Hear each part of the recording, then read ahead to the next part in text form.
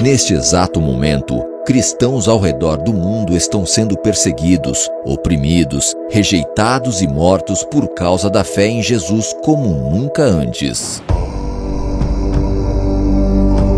A Lista Mundial da Perseguição 2022 revela que o número de cristãos perseguidos continua aumentando e triplicou em menos de uma década. Já são mais de 360 milhões de irmãos nossos sendo expostos a maus tratos, sequestros e discriminação. 1 em cada 7 cristãos é perseguido pelo nome de Jesus. Essa perseguição extrema e severa não é exclusiva a um lugar específico. Pelo contrário, está presente em mais de 50 nações ao redor do mundo, consideradas os países mais perigosos para um cristão. Pela primeira vez, o Afeganistão ocupa o primeiro lugar da lista. Desde a tomada do governo pelo Talibã, o destino dos cristãos se tornou letal. Fugas, execuções públicas e sequestros de meninas cristãs viraram comuns sob o novo regime.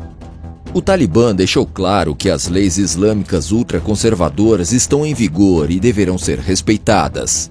Todos os cristãos no país são cristãos secretos. Se descobertos, poderão enfrentar a morte.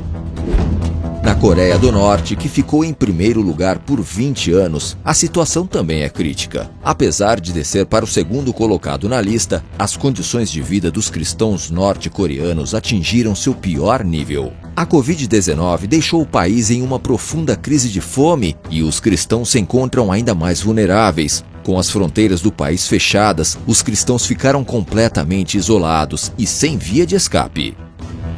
Em diversos países da África, o avanço dos grupos extremistas islâmicos aumentou consideravelmente. A Nigéria subiu para a 7ª posição e é considerado o país mais violento para um cristão, onde muitas das marcas deixadas pelo Boko Haram são irreparáveis. Dos 5.898 cristãos que foram mortos por causa da sua fé neste último ano, 79% se encontravam na Nigéria. Na Ásia, governos nacionalistas buscam silenciar a igreja. A Índia é uma das nações onde os cristãos são considerados cidadãos de segunda classe. Conforme a ideologia do país, um verdadeiro indiano tem que ser hindu. Por isso, extremistas hindus têm propagado mentiras e notícias falsas carregadas de um discurso de ódio contra as minorias religiosas. A perseguição na China também tem se intensificado. A vigilância no país está entre as mais opressivas e sofisticadas do mundo. As igrejas são rigorosamente monitoradas e muitas estão sendo fechadas. É ilegal que menores de 18 anos frequentem uma igreja. Mas não acaba por aí. A perseguição está mais perto do que imaginamos. Na América Latina, há 3 colocados na lista de 2022: Colômbia, Cuba e México.